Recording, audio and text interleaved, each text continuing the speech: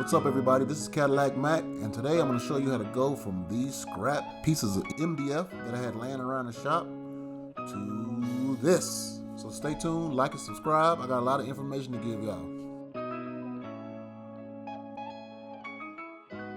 Okay, so what you want to do is, this is where I found the specs for the box.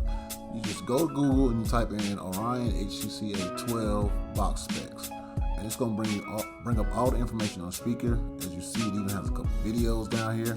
So you can go here and get all the specs that you need to make a box. But what I did was I scrolled down to Life After Base website, where they have already made a box. And they already have all the measurements and everything. And I was cool with this design, so I was like, I'm just going to copy this design.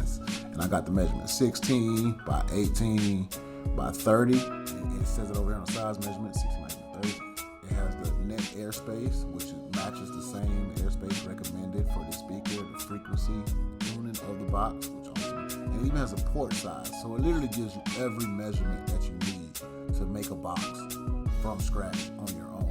If you don't want to make a box, but you like this box, I'm not getting paid for this promotion, but you can go to this website and you can buy one of their boxes. But as you see the price, it's not cheap.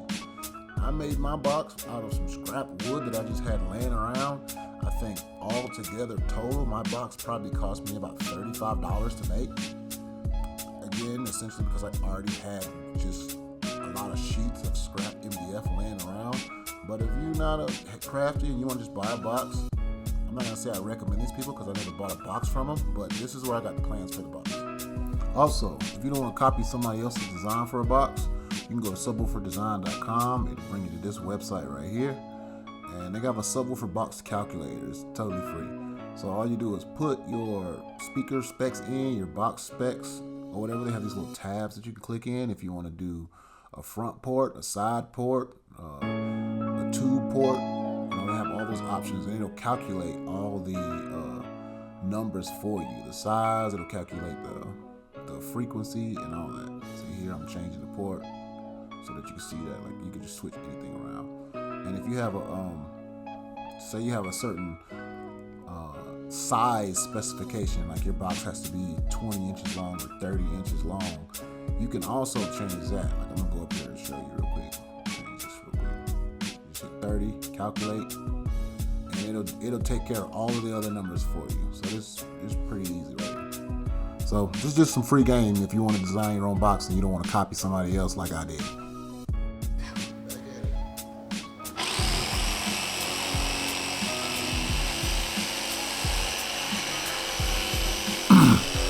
So right here, we're cutting out our initial boards to make our sides for a box. Now like I said, I had some scrap wood laying around, but if I was starting from fresh, from like a sheet of plywood or something like that, I would definitely just go to Home Depot with the measurements already in hand. And they cut wood for you at Home Depot. They'll cut it for you right there so you can make sure all of your pieces are like perfectly even. But I had like 10 boards that were close to the size, and I had to cut like an inch or two off each one of them. And that's basically what I was doing with the jigsaw. Which, again, another thing is, don't use a jigsaw. If you have like a track saw or something like that it can cut straight lines, that will make the process go much, much smoother. Or if you don't, just take the wood you already have, again, to Home Depot, and they will cut it for you. Don't do what I did, because this is the backwards way of doing it. And I had to do a lot of recuts and remeasurements and all that stuff. But again, this wood was free, so even if I messed it up, it didn't affect me. But if the wood you're getting is not free, don't do what I did. Go to Home Depot or get a track saw so you can make perfectly straight lines. And right here, we're test fitting the sides to see how everything lines up, to see how the measurements line up. And we started to realize that, first we had some wavy lines, so that was a thing. And two, we realized that our measurements on a couple of the pieces were just not correct, because we had the outside measurements to the box correct, but what they don't tell you is the inside pieces to the box. So some of like the front panel and the back panel are going to be different sizes than the 4 side panels, if that makes sense, because the front panel where the sub sits has to sit inside of the box, so it's going to be shorter all around than the rest of the pieces. Okay, you know what? Should have took an inch off. You can see how this board that I'm holding in my hand, how it's like 1.5 inches taller than the other walls of the box, and that's because I didn't account for the wood. Now I'm about to show you the port that goes inside of the box, and it's like the same thing. I didn't account for the thickness of the wood, so it sits taller. So these are two things I had to trim down. The port has to fit inside of the box totally, so it's not going to be the same height as the 4 walls. So I had to measure and cut 1 inch off the port.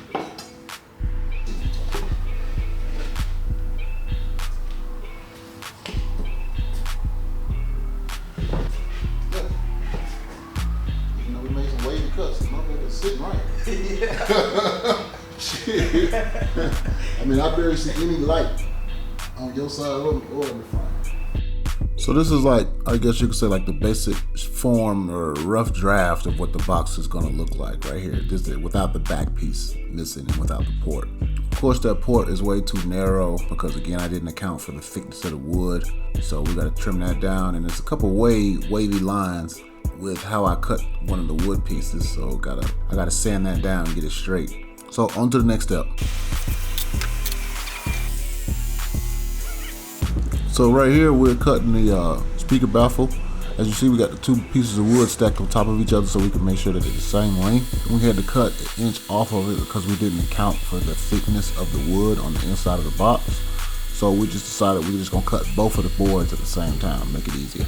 Also, I have a bunch of these little clips. I'm just using these clips to clamp the wood together because I'm going to glue these 2 pieces of wood together. And it's going to take a lot of glue, and it's going to have to sit for a while, so I don't want it moving around or shifting or anything like that.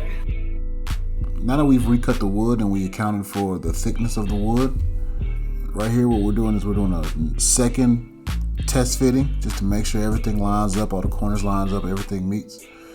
This red piece that you see, this tool that I'm using, this red tool that you see I'm using at the top of the box, that's I got that tool is for cabinet making, and what it does is if you put 2 pieces of wood in it, you clamp it down and it will hold the 2 pieces of wood at a perfect 90-degree angle. So that's what I'm doing now. I'm just clamping all the corners down, making sure everything's square, making sure the box isn't wobbly, so that when I glue it together and staple it together and screw it together, everything will seal properly. So to glue this box together, we used Tight Bond Ultimate Wood Glue. And no, this is not sponsored, that's just what I use. And in order to apply it, when you apply this wood glue, you apply it generously and thoroughly. So I'm using a paintbrush to kind of brush it down into the grain of the wood so that it's more likely to bond with the 2 pieces of wood. And I'm pouring it on there, you know what I'm saying?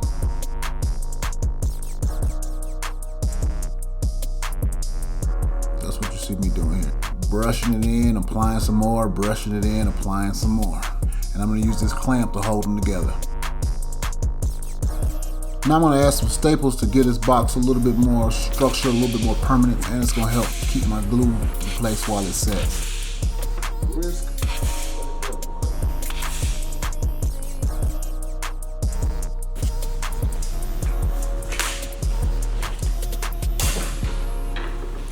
Next, we apply the glue for the speaker baffles. We're gluing the 2 pieces of wood together, and these are the 2 pieces of wood that are going to support the speaker.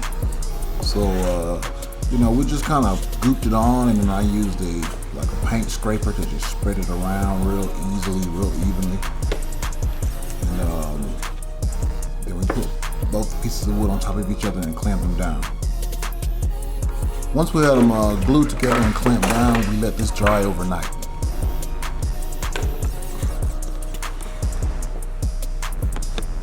Off camera, I made a template of the speaker, the hole that needs to be cut, and the mounting lip for the Orion 12 that's going in here. Now, if you bought the speaker brand new, it comes with this template in the box, but I didn't buy the speaker brand new, I bought it secondhand, so I just made this one out of like poster paper or whatever. and I'm using this template to draw the hole that I need to cut out for the sub. I'm also going to use this template later because I'm going to do like a little decorative, I guess, trim piece you could say in the front of the speaker. So I'm going to use this as well for that.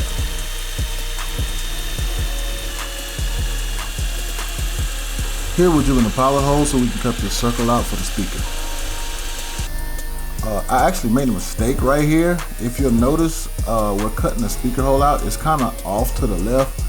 It's supposed to be in the middle of this square, but you see it's like way left. But I mean, you live and you learn. So this is our first test fitting of the sub into the hole that we just cut. And when we slid it down in there, it was like super snug. Like it was exactly the size of the sub. So we decided to take the sander to it and just sand a little bit off of the inside just so it would slide down in there smoother without us having to like force it in there. After Rico did that sanding job on the hole for the sub, as you can see right here, we did another test fitting and it slid right down in there perfectly. See, it's in there. Yeah. Perfect fit. Yep. Now that we got the hole sorted out, it's time to sand down the edges where all this glue runoff is and attach this piece to the box.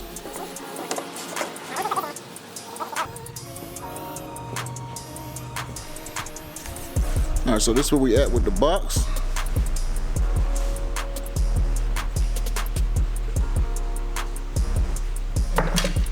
We got the hole cut.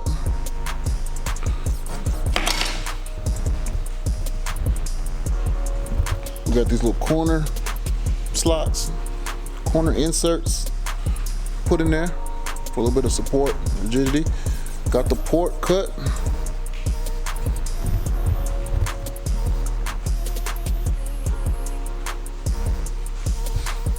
What I'm gonna do next, I'm gonna take this over to my little area over there that I got plastic all over the place, like a little plastic tarp down. And I'm gonna paint the inside of this port black.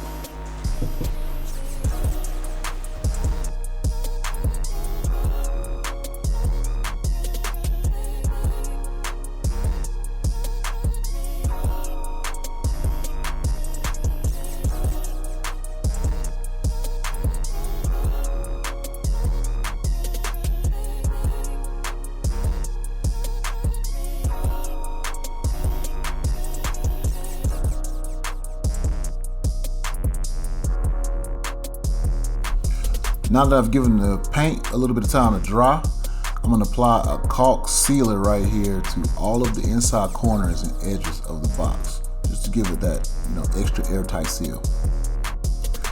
Now it's time for the last piece. We put the back piece on top just to make sure it lays perfectly flat.